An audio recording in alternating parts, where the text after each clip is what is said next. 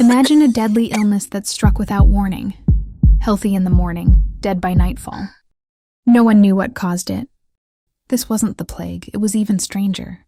This was a sweating sickness. The year is 1485. Henry Tudor takes the crown.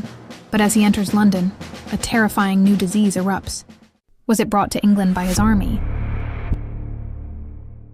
It is tempting to imagine that Henry brought the disease with him from across the Channel, tucked inside the damp gear of his French mercenaries, or hiding in the bowels of his ships. Many chroniclers of the time did.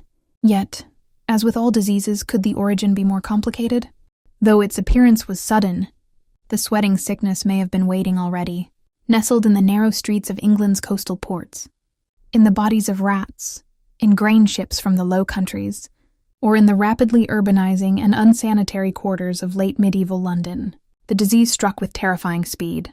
Those afflicted often experienced an abrupt chill, a crushing anxiety, headache, and pains in the shoulders, limbs, and back. Within moments, the fever surged, the sweat poured from every pore, and the heart pounded as though it might burst. Most patients died within hours, sometimes in as little as 3. One could be merry at dinner and dead by supper, people said. Many were.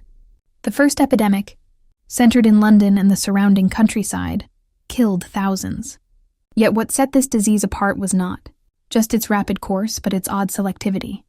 It seemed to favor the young, healthy and well-off, often men in their 30s and 40s. Physicians were helpless, reduced to contradictory advice. Some advocated for sweating it out under layers of blankets. Others warned this would hasten death. Quack remedies proliferated, but nothing worked. For those infected, there was no pattern, only panic. Medical science was primitive.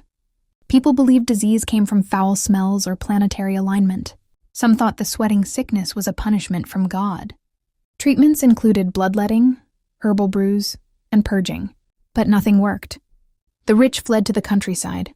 The poor were left to die. Even physicians were afraid to approach their own patients. So what was it really? Modern scientists have proposed several possibilities.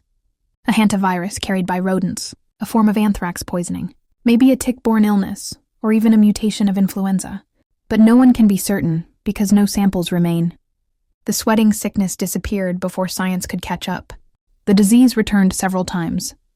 First in 1485, then again in 1508. It struck hard in 1517, and even harder in 1528, when it spread beyond England to France, Germany, and Sweden. And then, in 1551, it vanished. No confirmed case has ever been reported since. It appeared suddenly, struck hard, and left without a trace. It swept through the highest ranks of Tudor society. Henry VIII's close friend, Charles Brandon, Duke of Suffolk, survived it. But Thomas Cromwell's wife and daughters weren't so lucky. The disease also took them. Even Thomas More fled London to avoid its deadly grip. Furthermore, members of the royal family weren't spared.